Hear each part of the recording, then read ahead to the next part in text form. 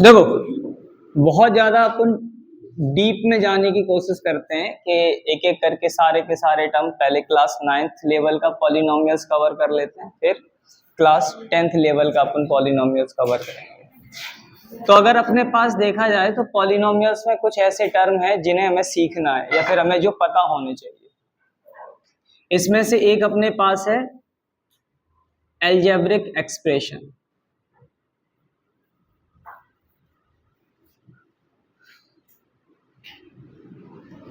Algebraic expressions, तो algebraic expression अपने पास क्या है कि अगर हम कोई भी एक्सप्रेशन रिप्रेजेंट करते हैं और वो एक्सप्रेशन अपने पास जो है या तो क्या हो सकता है, कांस्टेंट हो सकता है या फिर अपने पास हो सकता है वेरिएबल हो, है ना।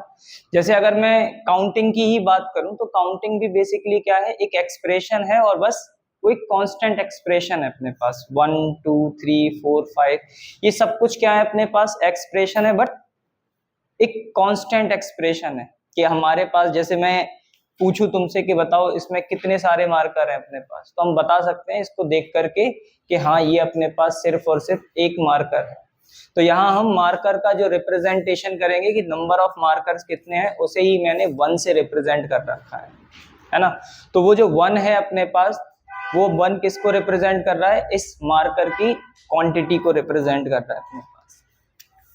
तो अलजेब्रिक एक्सप्रेशन में अपने पास क्या है, कॉम्बिनेशंस, यानी कि हम कह सकते हैं कॉम्बिनेशन में भी अपने पास क्या है, कंबाइन किससे है नंबर, या तो एडिशन से हो सकता है या सब्ट्रैक्शन से हो सकता है या मल्टीप्लिकेशन से हो सकता है या डिवीजन से हो सकता है, या सभी अपने पास जो ऑपरेशंस हैं उन सभी ऑपरेशंस का इसमें हम यूज कर सकते हैं। यानी कि एडिशन भी यूज कर लें हम, सब्ट्रैक्शन भी यूज कर लें, मल्टीप्लिकेशन भी यूज कर लें और डिवीजन भी यूज कर लें। तो combinations of constant and variable.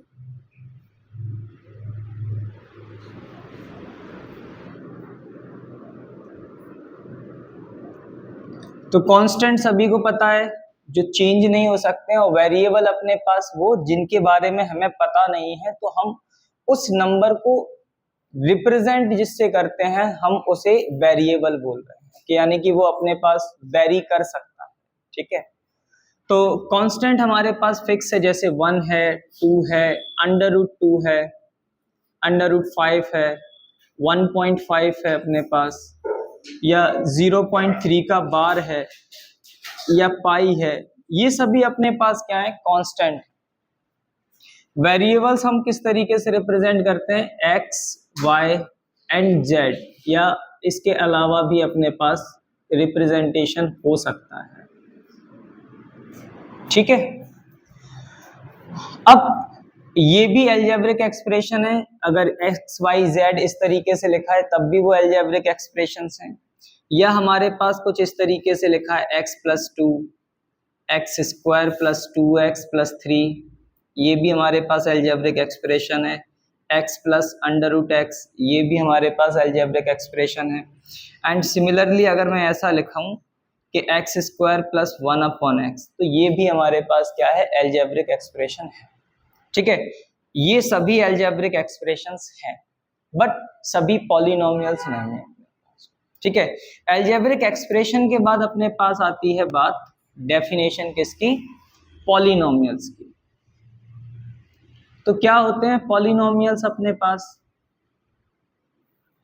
Polynomials अगर हम बात करते हैं पॉलिनोमियल्स की, तो पॉलिनोमियल्स क्या है हमारे पास, those algebraic expression, those algebraic expression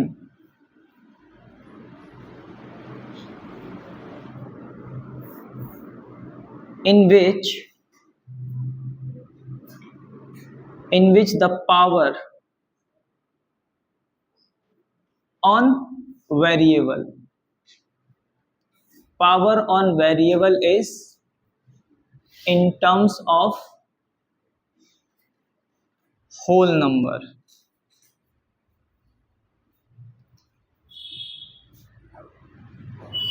ठीक है, तो अगर वो एल्जेब्रिक एक्सप्रेशन जिसमें वेरिएबल की पावर कैसी होनी चाहिए, अपने पास होल नंबर में होनी चाहिए, तो हम उसे पॉलिनोमियल कहेंगे।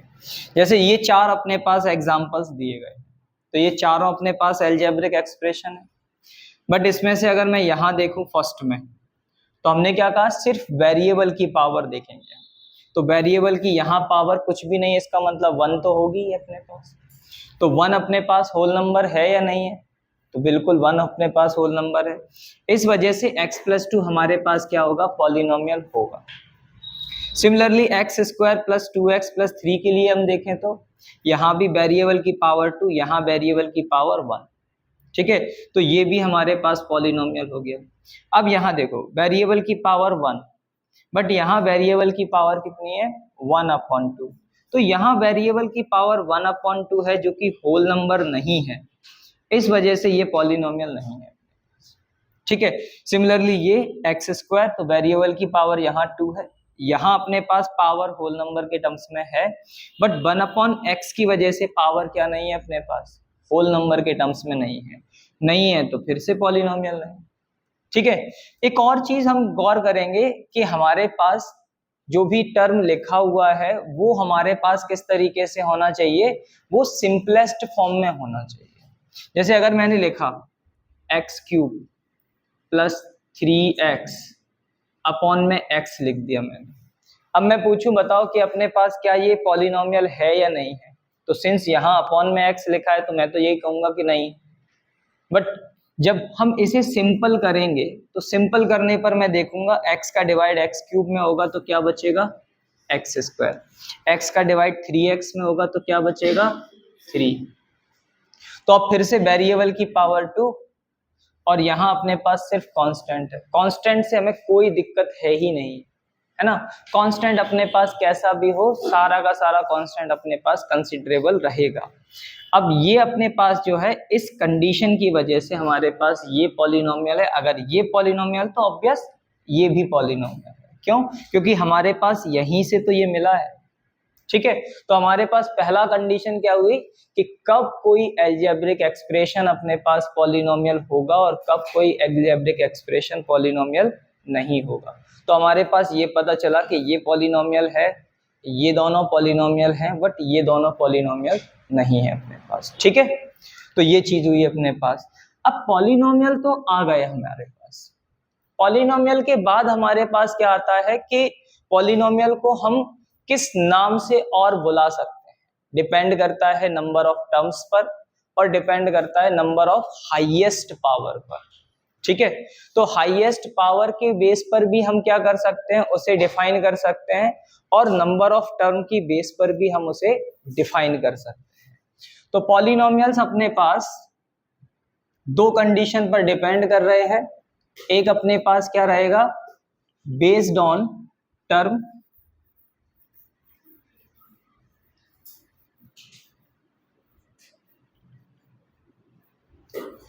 ठीक है। तो फर्स्ट क्या है हमारे पास, based on number of term. तो पॉलिनोमियल्स अपने पास डिवाइड हैं, एक based on number of term, ठीक है। और पॉलिनोमियल दूसरा क्या डिफाइन है, बेस्ड ऑन हाईएस्ट पावर।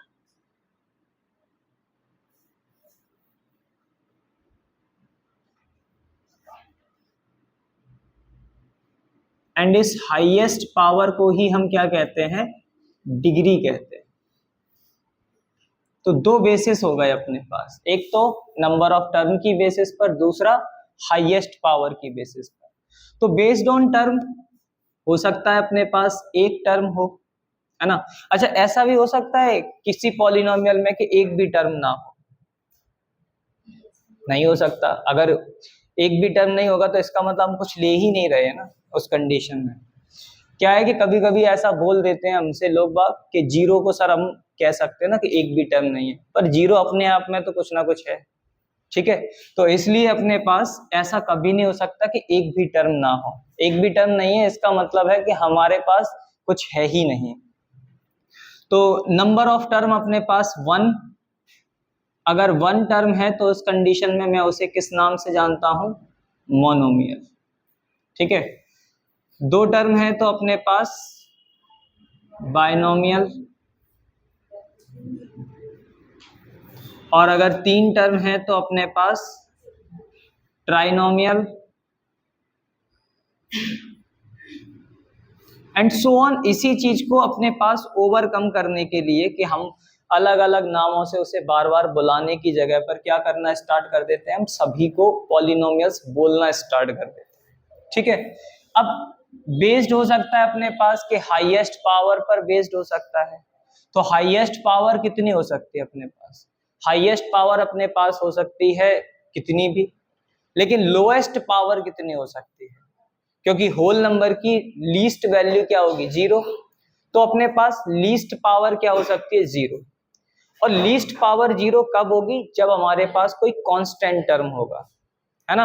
अगर कोई कांस्टेंट टर्म है तो उस कंडीशन में हमारे पास लीस्ट पावर कितनी होगी, वेरिएबल के ऊपर बेस्ड ऑन हाईएस्ट पावर, और वो भी हाईएस्ट पावर किस पर हम देखना चाह रहे हैं, ऑन वेरिएबल पर देखना चाह रहे हैं। तो हमारे पास सबसे पहले जीरो पावर हो सकती है। जीरो पावर अगर होगी अपने पास तो हम उसे क्या बोलेंगे, कांस्टेंट पॉलिनोमियल। और एग्जाम्पल के तौर पर भी देखते हैं, कांस्टेंट पॉलिनोमियल का एग्जाम्पल क्या होगा अपने पास, एग्जाम्पल होगा 1, 2, √2, √3, पाई, ठीक है, 0.5 एंड सो ऑन। अच्छा, अब यहां से एक क्वेश्चन आता है कि क्या हम जीरो को कांस्टेंट पॉलिनोमियल कह सकते हैं, जीरो को क्या हम कांस्टेंट पॉलिनोमियल कह सकते हैं,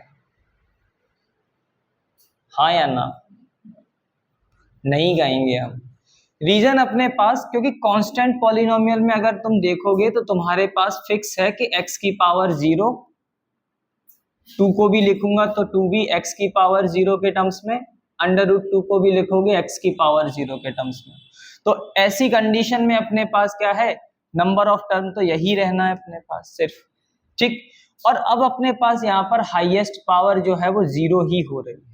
लेकिन अगर मैं सिर्फ और सिर्फ 0 के लिए बात करूं तो 0 को हम 0 इंटू एक्स की पावर 0 भी लिख सकते हैं, हम 0 को 0 इंटू एक्स की पावर 1 भी लिख सकते हैं, हम 0 इंटू एक्स की पावर 2 भी लिख सकते हैं, 0 इंटू एक्स की पावर 3 भी लिख सकते हैं, सब कुछ लिखा जा सकता है। तो इस कंडीशन में 0 अकेली वैल्यू है ना, 0 अपने पास क्या है, कांस्टेंट पॉलिनोमियल नहीं है। इसे एक अलग तरीके से हम कहेंगे, इसका नाम रहेगा अपने पास के जीरो पॉलिनोमियल।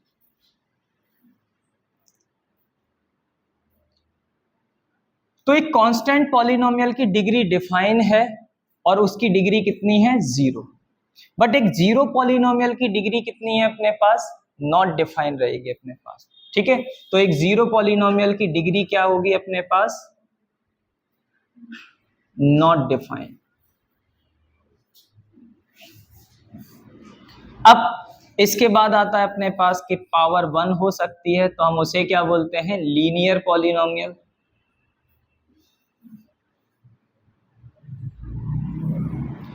पावर 2 हो सकती है तो हम उसे क्या कहेंगे, क्वाड्रेटिक पॉलिनोमियल।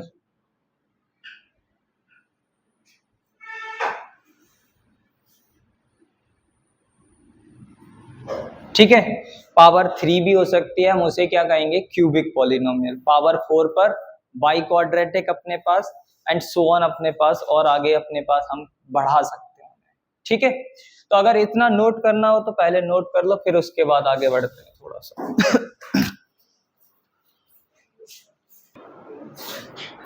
तो वैल्यू ऑफ पॉलिनोमियल्स या फिर रिप्रेजेंटेशन ऑफ पॉलिनोमियल की बात करें तो पॉलिनोमियल को मैं मैक्स टू मैक्स टाइम क्या करता हूं, रिप्रेजेंट करता हूं px की हेल्प से। अब ये px जो है ये अपने पास क्या रिप्रेजेंट कर रहा है कि हमारे पास एक पॉलिनोमियल है और वो पॉलिनोमियल किस टर्म में है अपने पास, तो x के टर्म्स में है अपने पास। अब px अपने पास कुछ भी हो सकता है, x+2 भी हो सकता है, x² माइनस 2x+1 भी हो सकता है, x³ माइनस 3x² +4 हो सकता है अपने पास, है ना। तो ये सभी अपने पास जो है पॉलिनोमियल्स हैं। पॉलिनोमियल कंपल्सन नहीं है कि px से ही रिप्रेजेंट करना है, हम px की जगह पर fx से भी रिप्रेजेंट कर सकते हैं, gx से भी रिप्रेजेंट कर सकते हैं, hx से भी रिप्रेजेंट कर सकते हैं। तो किसी भी तरीके से हम क्या कर सकते हैं, इसे रिप्रेजेंट कर सकते हैं अपने पास, है ना। तो ये पॉलिनोमियल्स हुए। अब हमारे पास वर्ड आता है कि वैल्यू ऑफ ए पॉलिनोमियल।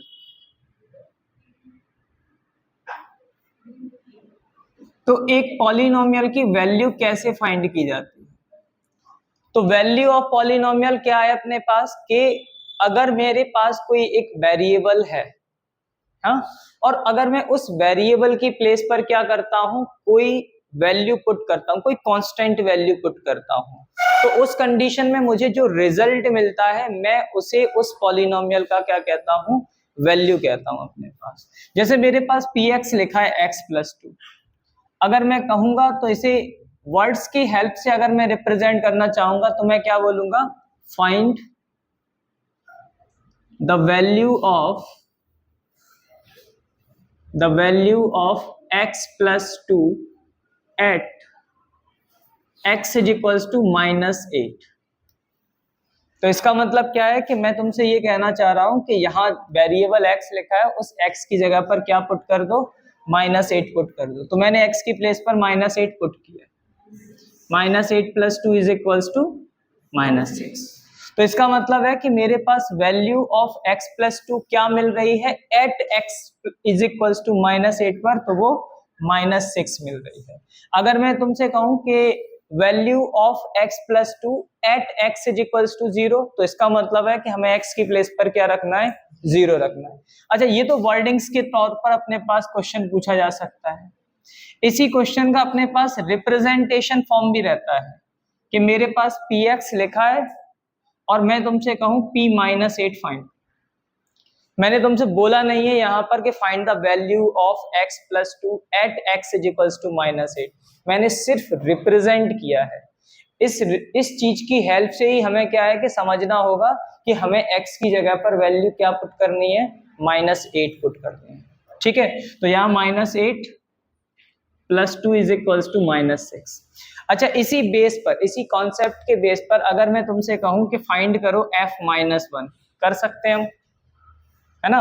इसका मतलब क्या है कि इस पॉलिनोमियल में हम x की प्लेस पर क्या रखने वाले हैं, -1 पुट करने वाले हैं। तो -1 और +1, तो कितना आ रहा है, 4। तो सेम इसी तरीके से अपने पास क्या है कि f2 फाइंड कर सकते हैं, f3 फाइंड कर सकते हैं। तो हमें पॉलिनोमियल की वैल्यू फाइंड करना आ गया। ठीक है, अब कभी ना कभी तो ऐसा भी होगा कि x की वैल्यू अगर हम कुछ पुट करें और पुट करने पर ये जो वैल्यू अपने पास अभी जैसे -6 आई है, ठीक है, तो 0 भी आ सकती है अपने पास। कभी तो ऐसा हो सकता है ना कि x की कोई वैल्यू मैं पुट करूं और x की वैल्यू पुट करने पर रिजल्ट जो मुझे मिले वो क्या मिल जाए, 0 के इक्वल मिल जाए। तो वो वैल्यू जिसे पुट करने पर अपने पास पॉलिनोमियल क्या रिजल्ट दे दे, 0 दे दे, तो हम उसे क्या कहते हैं, जीरोस ऑफ पॉलिनोमियल कहते हैं। ठीक है, तो मेरे पास वर्ड आया कि जीरोस ऑफ पॉलिनोमियल क्या होता है। तो जीरोस ऑफ पॉलिनोमियल अपने पास होता है value of variable at which the polynomial